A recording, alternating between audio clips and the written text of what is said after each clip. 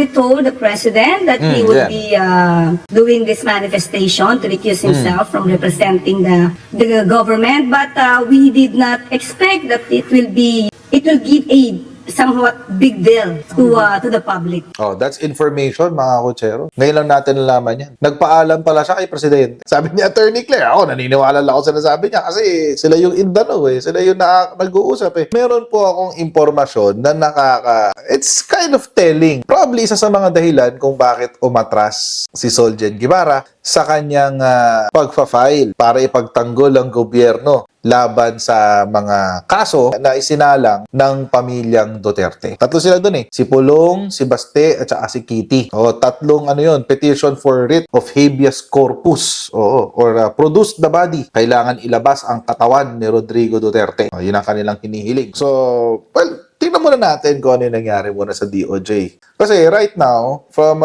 base po sa balita, DOJ na po ang sasalo ng kaso. Hindi na si Soljen. So the petitions for a writ of habeas corpus filed by the children of former President Rodrigo Duterte have no merit and are now moot because their father has been turned over to the ICC to face charges of crimes against humanity for his bloody drug war. Sabi, this was the reply of the DOJ on behalf of the government officials, namely Lucas Bersamin, Remulla, Marbil, and Nicolas Torre. Paano natin balita? Para mas malinaw, di ba? The Department of Justice will represent government officials named in the former President Rodrigo Duterte's habeas corpus petition.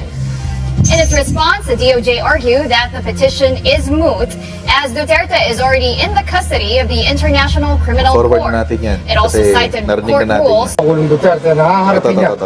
I think that he has Justice Secretary Boying Pakinggan Remulla natin si said Boying. bringing Check Duterte Boying. back would be difficult since the ICC now has full jurisdiction over him. Right. Tama yun. It's there. Ano na siya. Tsaka sabi niya naman, haharapin niya yung charges. I think that he has repeated that to all of us.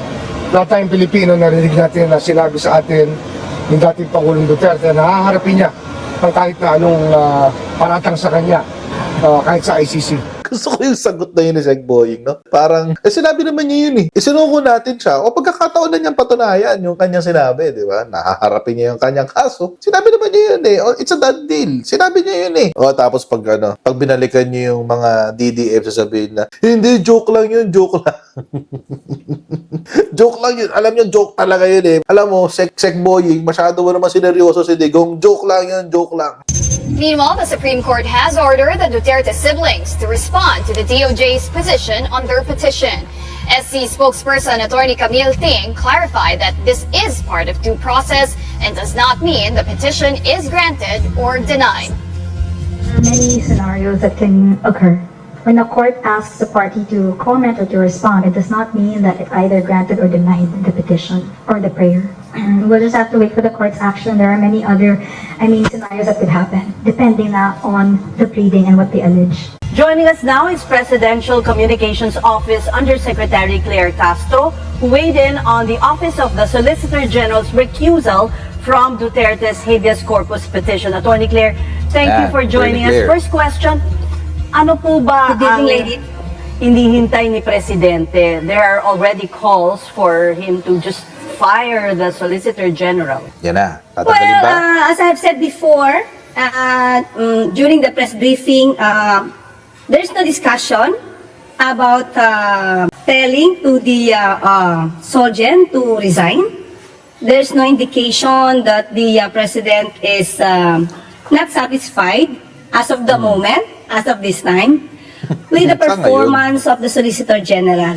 But maybe the Solicitor General can assess himself if he should still stay as Solicitor General. But he already said Gusto ko yung statement na yun ni Attorney Claire, di ba? Kasi if you're loyal to one and you're working for the other, parang hirap naman yata. Hindi pwede na ang puso mo ay na kay Duterte pero ang katawan mo at ang utak mo ay nagtatrabaho ka sa Marcos. Di ba? Parang lalo na't merong ganitong klaseng bangayan. You have to choose one. Kasi parang ganun yun na lumalabas unintended, of course, hindi naman sinasadya siguro ni Attorney Guevara, Soljen Guevara, yung ganyang sitwasyon. Pero hindi mo maiiwasang isipin bilang isang ordinaryong Pilipino na inoobserbahan ang takbo ng politika sa Pilipinas, hindi mo maiiwasang isipin na hindi nga kaya yun ang dahilan kung bakit nag-recuse itong si Solgen Guevara at idinamay pa niya yung buong opisina ng Office of the Solicitor General. Kasi kanina, may napanood akong interview ni Attorney Theodore naman. Alam natin dilawan yun. Ni-interview siya ni Karen Davila. At may sinabi si Attorney Theodore, sabi niya, kung si Menardo Guevara recused himself, siya mismo ang umalis. Sinabi niya, I cannot represent the government well. Kita si Cesare Lemi na yung buong opisina niya holds the same position. Kaso mo ang problema, sa kanyang pronouncement, sa kanyang mga sinabi, itong si Menardo Guevara, hindi lang siya personal. It is institutional. Ibig sabihin, pati yung buong Solgen, hindi kayang depensahan yung kaso na final ng mga Duterte. Which is weird. Kasi kung personal mo lang yun, ba't mo dinama yung buong ahensya o buong institusyon ng Solicitor General, di ba? Ba't hindi ka na lang nagpadala ng ibang abogado mo para sumagot? Sana gano'n na lang ginawa ni Solgen Guevara, di ba? Nirecuse na lang niya yung kanyang sarili. Hindi na niya dinaman yung buong institusyon. Attorney na he will leave it up to Malacanang. So he is really at the president's mercy or disposal. Yes, but as I've said, there's no discussion on that. We have not talked about that. And we cannot say as of the moment that he's not satisfied with the performance of the Solicitor General. So basically, you said it could still happen, right? Just perhaps not today, not tonight. Yes, maybe it could happen, but not tonight, not tomorrow. Not in the foreseeable future. But isn't this a slap on the executive? You know, your chief lawyer refuses to defend you. I don't think that it will be a considered slap in the face of the government, because if you can read the manifestation of the Solicitor General, he is just insisting that the ICC has no jurisdiction over the Philippines. And it is the same pronouncement, same declaration of our President. So But that's there's why, nothing. tama but po, there's- hindi naman siya contradictory. So why is it difficult? Parang That's why. mahirap maintindihan. Yeah, and there is nothing in the said manifestation that he is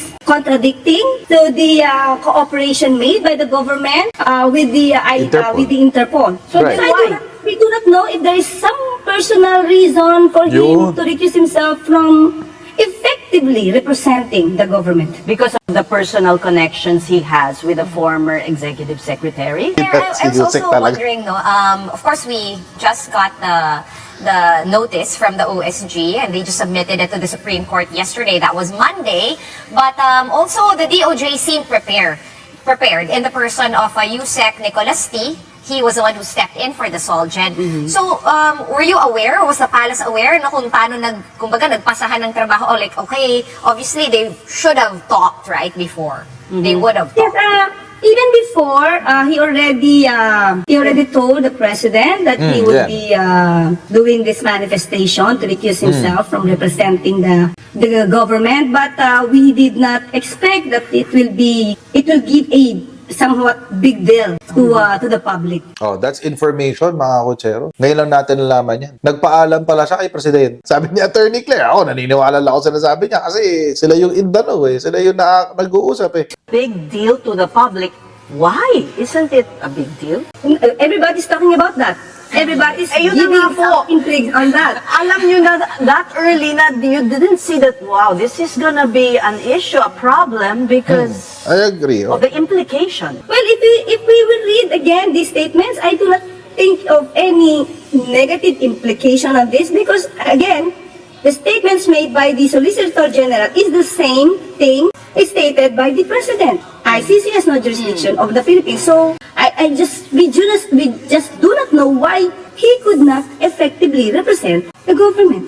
Kaya So nga maybe there are some other reasons for saying so. Parang merong clue na sinabi si Yusek Claire. Kasi yung sinabi ni Yusek Claire makes sense kasi kung ang issue mo ay yung jurisdiction ng ICC, yun naman na talaga ang posisyon ng gobyerno. So, bakit kailangan mo pa i-recuse yung sarili mo? Bakit hindi mo maipagtanggol yung posisyon ng gobyerno? Kahit yun na nga yung posisyon ng gobyerno. There's something weird. Akin lang, kung nagpaalam na pala siya, si Bernardo Guevara, na ang isasagot niya sa Supreme Court ay ganito, sana naisip nila yung repercussions. Na it might be used pwede hong gamitin ito pangontra o pang-justify sa posisyon ng DDS. Ako po ay a-agree na siya po ay dapat na mag-resign. Lalo na po kung divided ang kanyang loyalties.